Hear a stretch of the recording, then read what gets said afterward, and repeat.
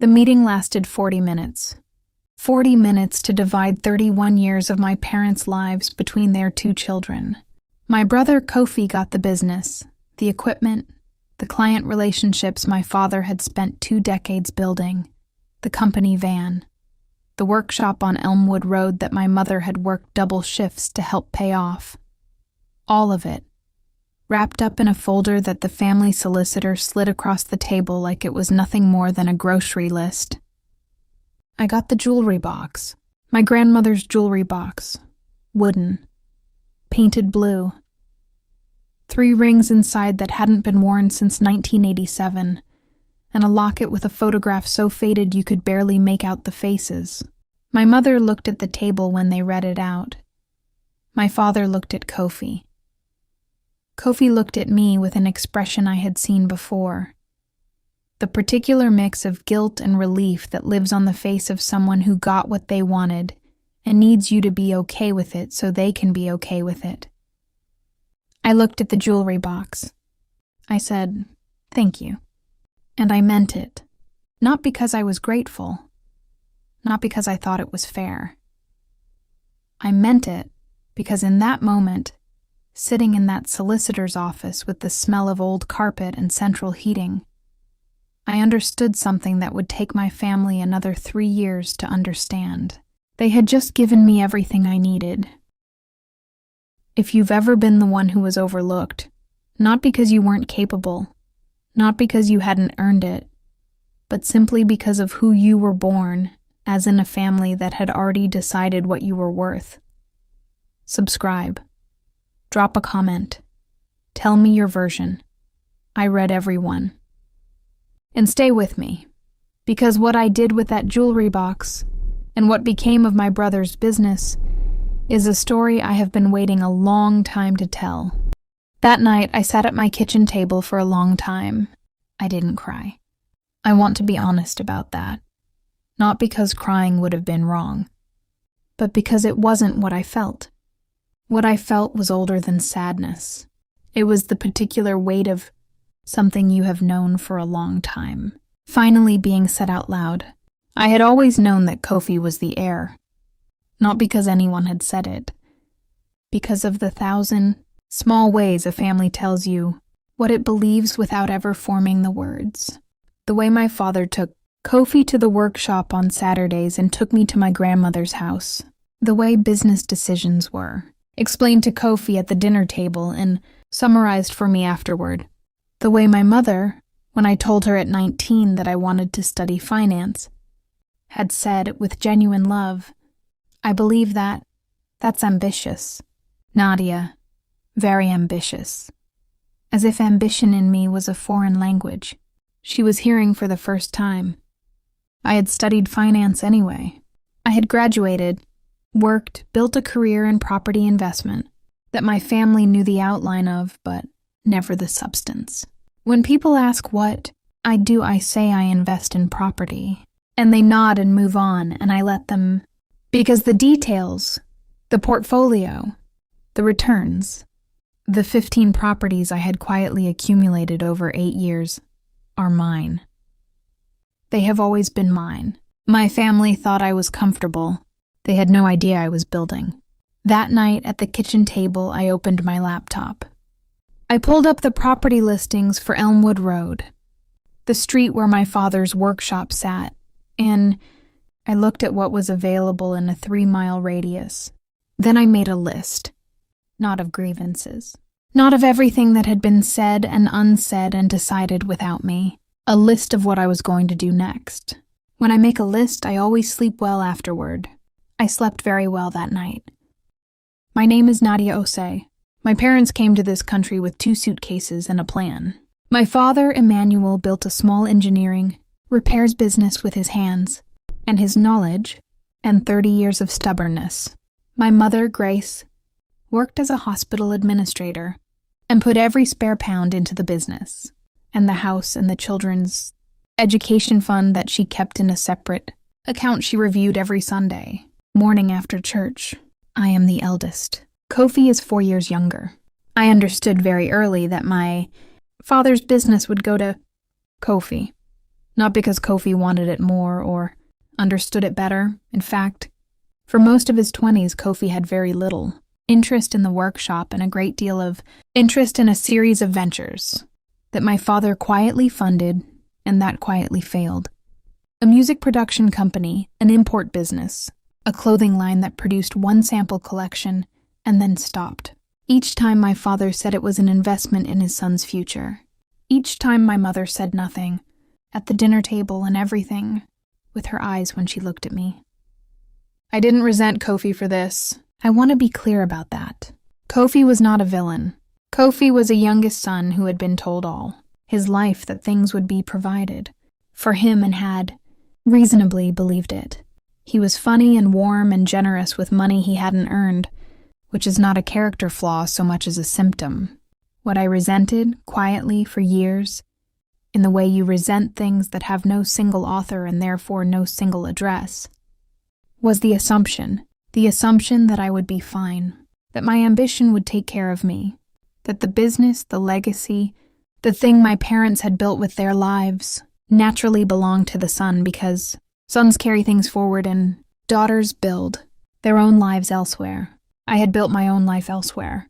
It was considerably larger than anyone in my family knew. My father's business, Emmanuel Osei, engineering repairs, had been operating for 22 years when he retired. It was not by any measure a small thing. The workshop on Elmwood Road employed 6 full-time technicians and had a client list that included 3 local councils, 2 housing associations, and a commercial property maintenance firm that alone accounted for roughly 40% of annual revenue. My father had built it from a one-man operation in a rented garage to a business that turned over. I had seen the accounts because I had quietly helped my mother organize them twice in the past 5 years. Approximately £1.2 million a year. Kofi inherited all of it. He also inherited, though he did not know this yet, a series of problems that my father had been managing through relationships built over 22 years that could not simply be transferred along with the company van. I knew about these problems because I had asked about them, not in the weeks before the inheritance meeting, earlier. Months earlier, I had sat with my father in the kitchen and asked him about succession, about which clients were relationship dependent, about the lease on the Elmwood Road workshop that came up for renewal in 18 months and had historically been negotiated through a landlord my father had known personally for 15 years. My father had answered all my questions warmly and in detail. He had not connected any of it to what I was actually doing. I was conducting due diligence on a business I already intended to make a move on. Here's what my family did not know about me. In 8 years of property investment, I had built a portfolio of 15 residential and commercial properties across 4 areas of the city. I managed them through a limited company, NKO Properties TO, whose name appeared nowhere in any conversation I had ever had with my parents or my brother. I had never hidden this deliberately. I had simply never been asked. In my family, my career was a pleasant background detail. Kofi's ventures were the main event. NKO Properties had, in the 12 months before my father's retirement, generated a net profit of just under £400,000. This is relevant because of what happened to the property on Elmwood Road. 18 months after Kofi took over the business, the lease on the workshop came up for renewal. The landlord, my father's contact of 15 years, a man named Bernard who was in his late 70s and had been talking about retiring for the past decade, decided that now was the moment. Bernard put the property on the market. I found out on a Tuesday, through a property listing alert I had set up 11 months earlier specifically for commercial properties, within a 2-mile radius of that postcode. I called Bernard's estate agent that afternoon. I made an offer the following morning. It was accepted within 48 hours. I became the landlord of my brother's business without my brother knowing. I had made an offer that the sale had completed, or that the name on the new lease, when it landed in the business's inbox 6 weeks later, was a company he had never heard of. NKO Properties Ltd. N for Nadia, K for Kofi, O for OC. I had always intended to build something that carried all of us. They had simply chosen not to wait and see what that looked like. Kofi called me on a Wednesday evening. I was making dinner. I knew why he was calling before I answered, because his assistant, a young woman named Priya, who had worked for the business for 3 years and was, in my assessment, the primary reason the business had remained functional since my father left, had sent me an email that morning to let me know the new lease documents had been received. I had asked Priya to do this because Priya, who had processed the previous lease renewal and knew the history of the property, had recognized the company, name on the new documents, and done what efficient people do when they encounter something that doesn't add up. She had looked it up. NKO Properties Ltd. Director, Nadia Kofi Ose. She had sent me the email at 9:47 in the morning with the subject line, "I think you might already know about this." I had replied, "Please don't mention it to Kofi yet. I'll explain everything. Thank you for letting me know." She had replied, "Understood. For what it's worth. The business needs help. I'm glad someone in the family is paying attention." That was the most useful thing anyone said to me that entire year. I want to tell you about the moment I decided what I was going to do, not the purchase. I had decided that the morning I saw the listing. That decision was clean and fast and financial, and I don't want to dress it up as something more complicated than it was. I saw an opportunity. I moved on it. The decision I want to tell you about is what came after. Because once I owned the building, I had choices. I could have raised the rent immediately. I could have served notice. I could have made it difficult in a dozen ways. That a landlord can make things difficult for a tenant without doing anything technically wrong. I didn't do any of those things. I sat with it for 3 weeks. I thought about my father in that workshop on Saturday mornings. The smell of oil and metal. The sound of the radio he kept on a shelf above the second workbench. The way he wiped his hands on a cloth before shaking a client's hand even when they told him not to bother. I thought about my mother's Sunday morning accounts reviews. I thought about the dinner table explanations that were given to Kofi and summarized for me. I thought about what I actually wanted, and what I wanted underneath the precision and the portfolio and the property. Listing alerts was simple. I wanted my family to understand what I had built. Not to punish them, not to take anything. To be seen finally for the full size of what I was. The rent increase was not punishment. It was an introduction. I decided to introduce myself properly. Kofi called me on a Wednesday evening. Nadia. His voice had that particular combination of confusion and discomfort that I associated with Kofi encountering a problem he didn't have a solution to. "Did you know Bernard sold the building?" "I did," I said. A pause. "How did you know?" "I was informed," I said. Another pause. "The new landlord, the company, NKO Properties." He said the name carefully, like he was checking his pronunciation. "Do you know anything about them?" I set down my spatula. I turned off the hob. "Kofi," I said. "I think we should have dinner. This weekend. You, me, Mom and Dad. Can you make that happen?" A long silence. "Nadia, is NKO Properties—" "Dinner," I said. "Saturday. I'll cook. Bring Priya if you want. She's been carrying that business for 2 years and she deserves a good meal." I hung up. I turned the hob back on. The dinner took 3 weeks to organize because my father needed to be driven and my mother had commitments, and Kofi kept suggesting we just have a quick call instead, which I kept declining politely until he stopped suggesting it. When the family finally sat around my dining table on a Saturday evening in November, I had prepared 3 things. Jollof rice, because my mother had taught me, and because some things are non-negotiable. A folder for each person at the table, and 11 years of patience that I was finally ready to spend.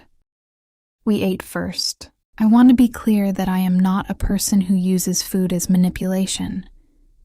We ate first because my mother had driven 40 minutes, and my father's hip had been difficult, and Kofi looked like he hadn't slept properly in a week, which Priya later confirmed was accurate. We ate first because they were my family, and I loved them, and the conversation that was coming deserved full stomachs and warm tea.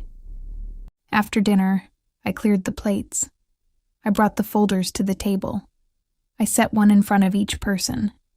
My mother looked at hers. "What is this?" "It's an introduction," I said, "to something I've been building for 11 years that none of you know about." My father looked at his folder without opening it. He had the expression of a man beginning to understand that he has missed something large. Kofi opened his immediately.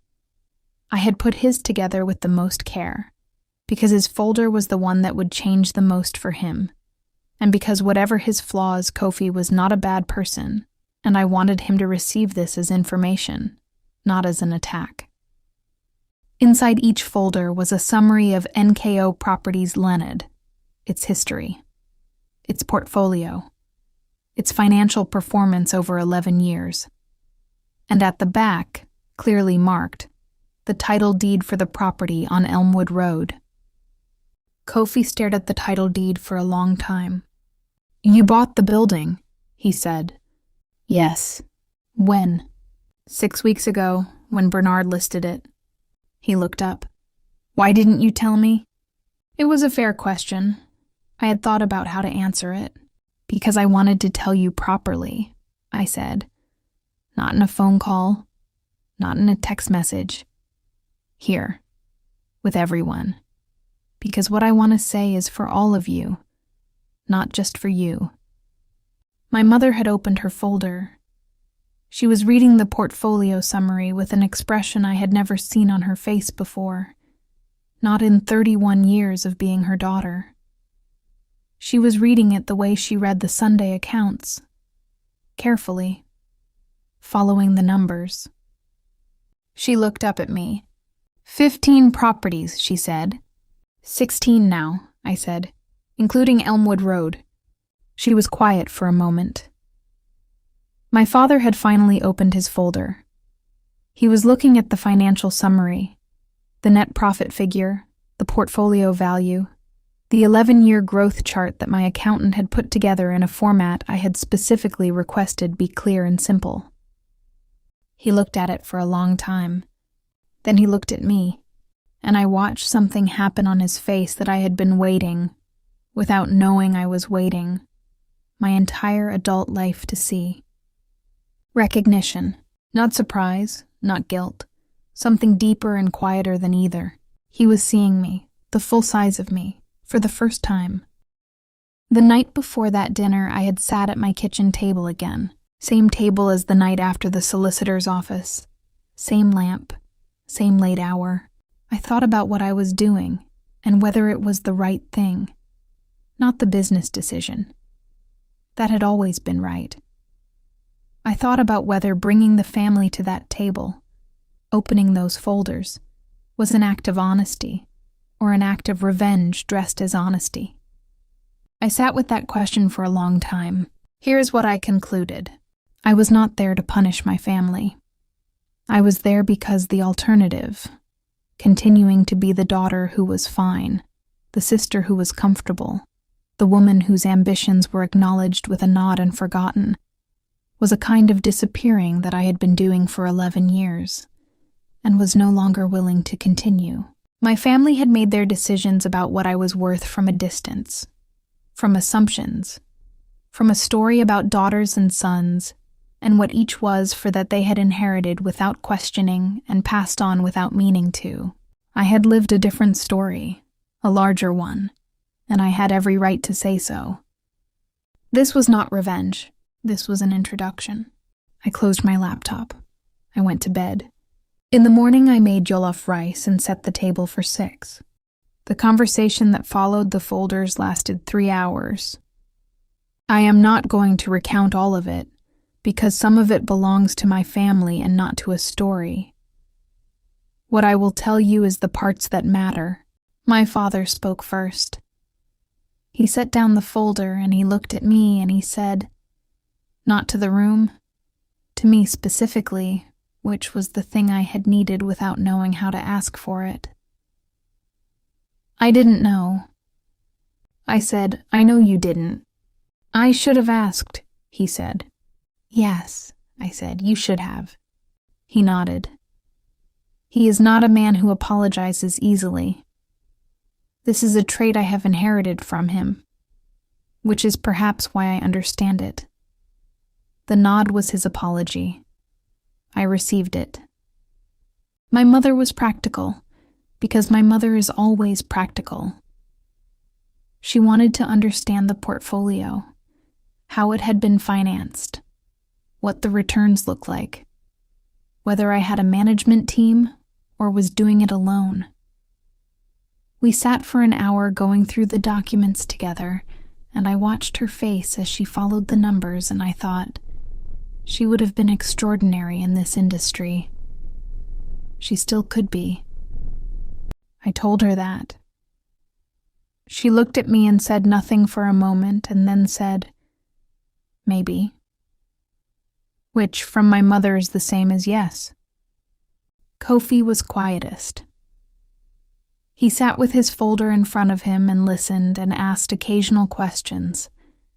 And when the main conversation had settled, he looked at me across the table and said, "What happens with the building?" This was the question I had been waiting for. "That depends," I said, "on what you want to do with the business." He looked uncertain. "What do you mean?" "I mean," I said, "that the building is mine. The lease is yours for another 18 months. In 18 months, we have a conversation about what comes next." I paused. But that conversation can be a negotiation between a landlord and a tenant. Or it can be a conversation between a sister and a brother about what we build together. Kofi looked at me for a long time. "You'd do that," he said, "after—" He stopped. "After the jewelry box?" I said. He had the grace to look genuinely ashamed. "I didn't know that's how it would go. I want you to know that." "I believe you," I said, and I did. "What would you want?" he asked. "If we—" "Equal partnership," I said. "In the business. My name in the documentation. My role in the decisions. Not because I need the money. You can see I don't. Because I should have been in the room from the beginning and I'm not willing to keep waiting to be asked." The table was quiet. My father said, "She's right." My mother said, "She's been right for a long time." Kofi looked at his folder. He looked at me. He extended his hand across the table. "Equal," he said. I shook it. That was 2 years ago. Today, Emmanuel Osei Engineering Repairs is a different business. Not unrecognizable, the workshop is still on Elmwood Road. The same 6 technicians still work the same hours. And my father still visits on Tuesday mornings even in retirement. Because old habits and good ones are sometimes the same thing. What has changed is this. The lease on Elmwood Road is held by NKO Properties, my company, at a fair market rate that I negotiated with Kofi as both his landlord and his business partner, which is a sentence that still makes Priya smile when she processes the monthly payment. Kofi and I are equal partners. His name and mine appear together on the documentation. He handles the client relationships. He is, it turns out, considerably better at this than anyone gave him credit for when he was spending his 20s on ventures that didn't suit him. I handle the financial strategy, the expansion planning, and the property decisions. We are, against all reasonable expectations, good at this together. My mother joined the board as a non-executive director 6 months after that dinner. She reviews the accounts every Sunday morning. Some habits are too good to waste. My father attended the first board meeting and sat at the end of the table and said very little, and at the end looked around the room at his wife and his 2 children conducting business together and said quietly, to no one in particular, "This is what I was trying to build." I didn't say anything. Some things don't need a response. The jewelry box sits on my desk at the office. The locket is open. I had the photograph restored, a proper restoration, by someone who knew what they were doing. And the faces are clear now. My grandmother. And beside her, a young woman I didn't recognize until my mother told me who it was. My grandmother's eldest daughter, who had, apparently, been the one who kept the family finances in order for 30 years without anyone thinking to put her name on anything. I keep the locket open. It seems right. If this story stayed with you, hit that like button and subscribe to Corporate Karma. New stories every week. Have you ever been the one your family underestimated? Tell me in the comments. I read every one. And remember, the most dangerous thing a family can do is assume that the quiet one isn't building something. Because the quiet ones are always building something.